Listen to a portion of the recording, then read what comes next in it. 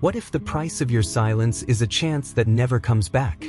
What if, while you're still waiting for the perfect moment, someone else already took it, with dirtier hands, but a steadier grip? And what if the depth of your feelings, instead of shielding you, is quietly pushing you to the sidelines? Some souls live inward. They observe. They stay quiet. They imagine. They walk through life as if every step were a question, as if every gesture carried a hidden truth. They're intuitive, thoughtful, full of nuance. Their minds never stop moving. But in a world that waits for no one, where power isn't granted, it's seized, being that way simply isn't enough. The beauty of introspection becomes a trap when what surrounds you is a battle for space, narrative, and control.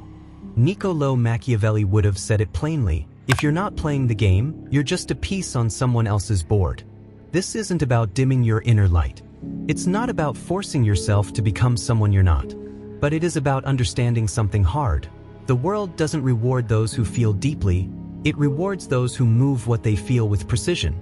Machiavelli, with his raw view of power, understood this. Virtue doesn't matter on its own. It only matters when it becomes a tool, a weapon, a strategy. Kindness without strength is naivety. Intelligence without cunning is decoration. Intuition without action is just an echo that no one hears.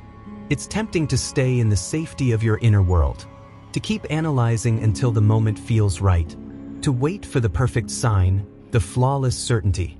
But while you wait, others are moving, boldly, clumsily, but without hesitation. Not because they know more, but because they dare more. The world is full of people who are less wise, less sensitive, less insightful than you. And yet they're the ones getting heard, seen, remembered.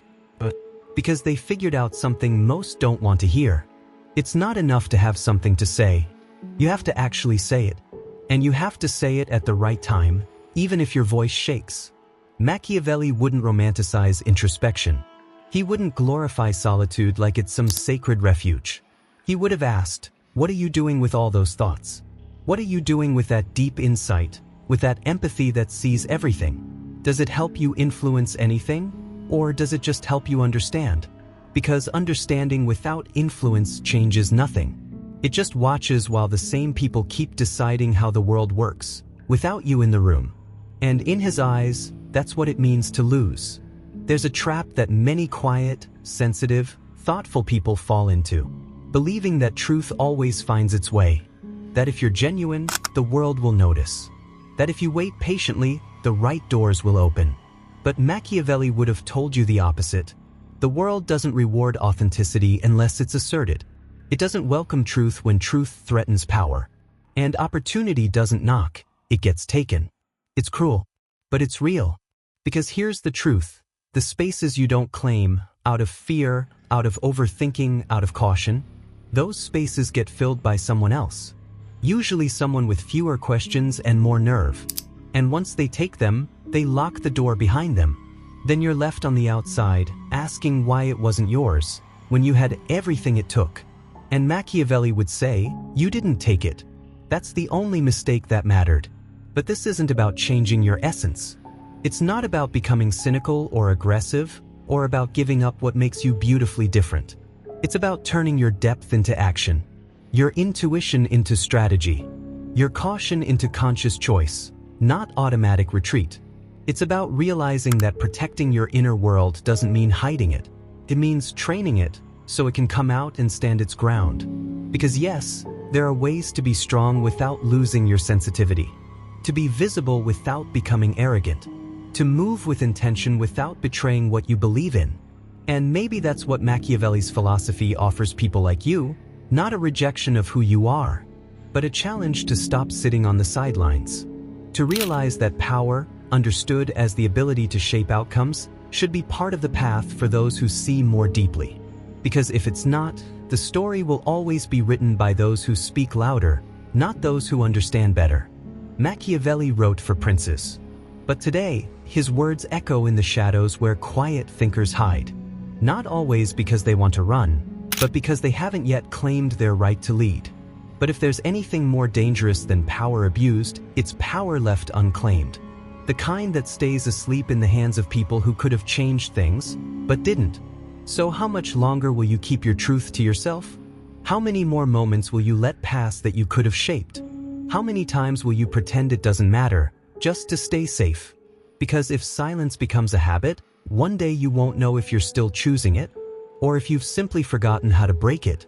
And on that day, Machiavelli won't offer comfort. Only a cold truth: the world doesn't wait for you. It tests you. And if you don't answer, it replaces you. Maybe it's time to answer. Even if your voice shakes. Even if you're not ready. Even if it's easier to keep dreaming than to start building. Because dreaming without moving is just another elegant way to disappear. And you weren't made to disappear. You're here to leave a mark. You just have to be brave enough to step forward. The world has been shaped by those who dared, not always by those who were right. That's one of the hardest truths for anyone with a lucid mind and a deep soul to accept. Because history is full of ignored geniuses, hidden thinkers, visionaries who never spoke up. Not because they didn't see what was happening, but because they didn't believe it was their place to step in. As if understanding what's going on were enough. As if the fire inside didn't sometimes need to become action. For someone who feels deeply, every decision can feel like a potential wound. Every moment of exposure, a threat to their inner balance. And that's understandable. When your inner world is vast and sensitive, any contact with harsh reality can feel like an intrusion. But there's a trap in that kind of misdirected sensitivity. When everything feels like too much, movement becomes unlikely. Life then turns into a paralysis of possibilities, frozen by scenarios that never come to pass, by thoughts that never become actions. And that paralysis, no matter how wise it may look, is just another form of fear. Machiavelli, with his surgical coldness, wouldn't have stopped to comfort someone lost in doubt. Not because he was cruel, but because he understood that life's politics don't give you time for self-indulgence. He would have said, if you don't take your place, someone else will. And not necessarily someone better, more ethical, or wiser, just someone more determined. There's a subtle kind of violence in that reality. One that offends those who wish the world were kinder, more just, more reflective. But that violence can't be fought by stepping back. It has to be faced with presence. And that's exactly what many introverts and intuitives are afraid to give, their full presence. Because showing up fully means being seen. It means taking risks. It means accepting that being visible also means being judged. But hiding, deep down, doesn't protect you from judgment. It just leaves you without a voice to respond to it. Many convince themselves they weren't made for conflict, for power games, for the public eye. But that belief, held onto for years, turns into a self-fulfilling prophecy. Because it's not about being born for something, it's about preparing for it. About understanding that power isn't a personality trait. It's a skill. A practice. A choice. There are moments when life quietly tests your dignity. Not with open violence, but with subtle trials. A promotion that slips away because you didn't apply, an injustice that continues because no one spoke up, a love that fades because it was never clearly expressed. All of that, built up over time, wears down your spirit. Because we can endure outside defeats, but it's much harder to live with the certainty that we never even tried. Machiavelli would have said that virtue, without the strength to back it up, is just decoration. That principles, without the force to uphold them, are just consolation prizes for those who lost. Not out of cruelty, but out of raw honesty. Because virtue, if it wants to change the world, has to risk getting dirty. It has to step into the mud of reality. It has to get its hands at least a little bit dirty, just enough to protect what really matters. That doesn't mean becoming cynical. It means letting go of naivety. It means understanding that sensitivity isn't incompatible with strategy. That feeling deeply doesn't excuse you from acting clearly. That understanding others doesn't mean you always have to step aside. You can be thoughtful and firm. You can think deeply and still move before it's too late. Slowness in action isn't always wisdom. Sometimes it's insecurity in disguise. Overthinking isn't always clarity, it's often fear. And waiting for the perfect moment is just a classy excuse to avoid uncertainty. The saddest part? In doing so, you lose the chance to change the world with the best parts of yourself. Many think strength is loud, aggressive, physical. But there's another kind of strength, the kind that comes from a grounded center, from words that don't shake, from a gaze that doesn't flinch. That strength doesn't need to shout, but it doesn't hide either. It belongs to those who know who they are and choose to own it. Not to dominate others, but to make sure others don't decide for them. Machiavelli didn't glorify manipulators just for the sake of it. He did it because he understood something most people don't want to admit. Power goes to the ones who grab it. And if you don't train yourself to hold it, you'll end up watching from the sidelines while others, less prepared but more daring, shape the future. In that sense, his message isn't a call to cruelty. It's a call to responsibility. If you can see more, feel more, sense more, then you can also do more. And you should. It's not fair that the world silences those with valuable voices. But it's also not fair when those voices silence themselves. Justice doesn't happen just because we wish for it. It happens when we participate. And that means, sometimes, getting uncomfortable. Stepping out of your inner refuge. Saying the hard thing. Standing up where you once avoided conflict. Introspection is a gift, but it can also become a trap. The richer your inner world, the harder it is to leave it. The more tempting it becomes to believe everything can be solved just by thinking. But it can't. Some wounds only heal through real-world contact. Some decisions can't be postponed. Some chances won't come back. You don't need to change your nature, but you do need to master it so it doesn't master you. Being introverted isn't a curse. Being intuitive isn't a flaw. But if that's all you lean on, if you never turn it into presence, direction, clear purpose, then yes, it becomes a form of giving up, a slow disappearance. Machiavelli, in his brutal clarity, pushes us to see this without sugarcoating. Either you make yourself visible, or you become expendable. And for someone with so much to offer, that's not just a personal tragedy, it's a collective one. Because the world needs more clear voices where decisions are made. More sensitive hands where futures are being built. More reflective minds that also know how to speak up. Maybe that's the real act of courage, to stop observing and start influencing. Even if it's hard, even if it hurts, even if it goes against everything you were taught about how you're supposed to move in the world. Because in the end, what you're too afraid to defend ends up in the hands of those who don't deserve it. And what you never express dies in your silence. The question is no longer whether you have something valuable inside you.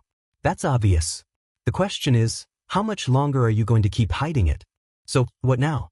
What do you do when you finally realize that your silence isn't wisdom anymore, but a cage?